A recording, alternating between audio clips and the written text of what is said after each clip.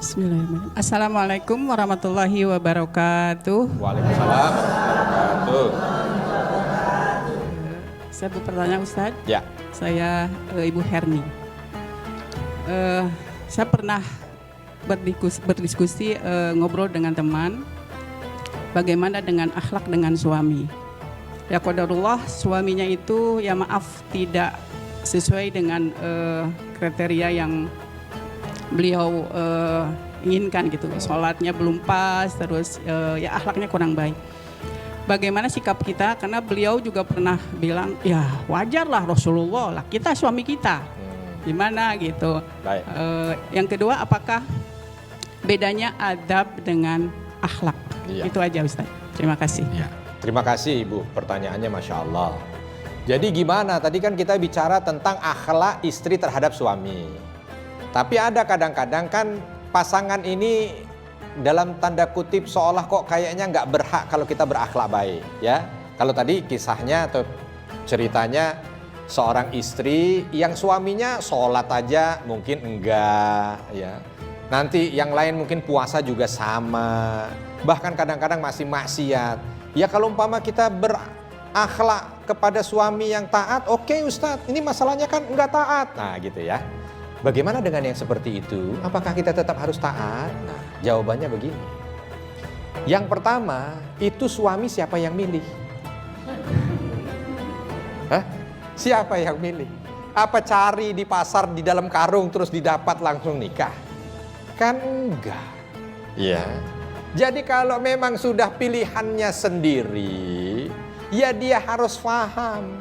Berarti ini adalah tugas dari Allah yang Allah berikan pada dia. Sehingga dia tetap harus berperilaku baik. Bahkan kalau bisa menjadikan suaminya itu objek dakwahnya. Bukan berarti ini mah akhlaknya. Nggak penting kita berakhlak baik sama dia. Sholatnya aja enggak. Gitu. Nggak boleh begitu. Tetap berakhlak baik. Karena siapa tahu dengan akhlak baik sang istri ini, suaminya berubah. Karena ini kadang-kadang begini. Ada suami itu yang kapok untuk menjadi soleh sebab istrinya. Jangan sampai begitu. Ya, baru mau sholat langsung istrinya takbir bukan begitu. Rukuk kurang, gitu. Sujud salah, semuanya. Terus begitu lagi duduk sama Papa itu salah.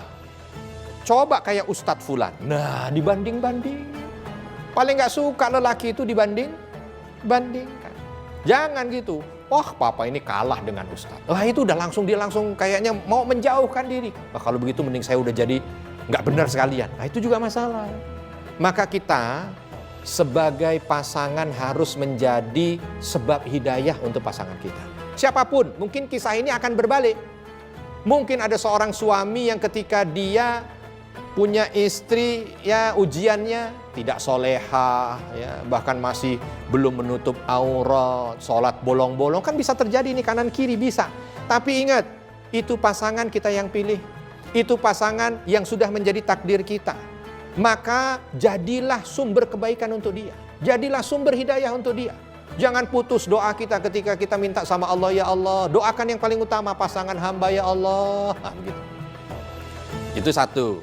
Yang kedua, berlakulah baik. Sehingga perlakuan baik kita, justru akhlak baik kita itu yang akan menjadi sarana hidayah dia. Banyak saya punya jamaah. Tobat bukan karena siapa-siapa, tobat karena pasangannya. Ada saya punya jamaah itu, ya Allah, beliau cerita kalau zaman dulu Ustaz, namanya istri itu udah kayak tangan ini begitu mudah untuk main. Saya sakit, nggak bisa ngapa-ngapain, sampai buang air kecil di atas tempat tidur. Orang yang tidak jijik dengan kotoran saya, istri saya. Maka ketika dia tiap saya buang air besar, buang air kecil, dia bersihkan, nggak ada kecuali air mata yang keluar. Nangis saya, ya Allah, ya Allah. Allah kasih sembuh saya. Begitu Allah kasih sembuh, baru saya dari situ tobat. Pokoknya nggak ada manusia yang harus saya lebih muliakan kecuali istri. Karena bapak ibunya sudah meninggal. Kecuali istri. Kan kita tidak tahu. Coba kalau dari awal begitu mau marah-marah, nggak, udah lain ceritanya. Maka kadang-kadang ada orang-orang itu yang mungkin asbab hidayahnya itu kita yang menjadi sebab hidayah. Kita yang menjadi sebab hidayah. Apapun itu. Jaga makanya akhlak. Kenapa orang itu diminta tetap berakhlak dalam kondisi apapun? Sebab kadang-kadang akhlak yang baik itu bisa menjadi sumber hidayah. Sebaliknya, akhlak yang buruk kadang-kadang bisa membuat sumber maksiat. Tadi orang udah baik ya, bayangkan nih, ibu mau ngasih makan hadiah ke tetangga. Itu udah senyum tuh, ketok. Nggak dijawab, langsung dibuka, cemberut. Ngapain? Gitu. Kira-kira Bu, ibu yang dari rumah sudah niat mau amal soleh dengan rantang itu, ketemu tetangga yang mau kita antar rantang, nggak jawab salam, tiba-tiba langsung ngapain? Itu kira-kira gimana? Rantangnya dibawa pulang lagi, apa tetap dikasih? Pasti nggak jadi, gitu kan pulang sambil ngomel. Yang tadi orang harusnya dapat pahala, gara-gara hanya satu kata, ngapain? Itu pulang bawa dosa. Sebabnya apa? Akhlak buruk. Tapi kadang-kadang ya tadi akhlak baik itu. Ada orang kadang-kadang nih, saya di jalan ya, nggak ada keinginan untuk beli kerupuk, nggak ada. Tapi dilihat ya Allah, ada bapak-bapak udah sepuh, bungkuk gitu, jualan kerupuk di depannya. Nggak nawar-nawarin dengan maksa, nggak, cuman senyum. Ya. Begitu saya mau lewat dipinggirin, ya. Nggak pakai ngomong apa-apa, cuman malah doain. Mudah-mudahan rezekinya baik ya nak, gitu aja. Nggak pakai nawarin kerupuk tuh. Saya langsung terbetik untuk beli. Ya Allah, nih bapak, nggak tahu di belakangnya ada berapa orang anggota keluarganya dan dia hanya jual kerupuk. Ya, dan jual kerupuk memang udah nggak bisa apa-apa lagi. Mau jadi pilot udah nggak bisa. Iya kan? Ya. Akhirnya apa? Bisanya jual kerupuk. Kita tertarik akhirnya, ya Allah bismillah. Pak, ini harganya berapa? Oh, mau beli nak? Mau. Ini 30.000. Saya kasih 50.000, mau dikembaliin. Saya bilang, udah 20.000-nya buat bapak aja. Saya punya sedekah. Punya nilai sedekah. Diawali dari apa? Akhlak yang baik.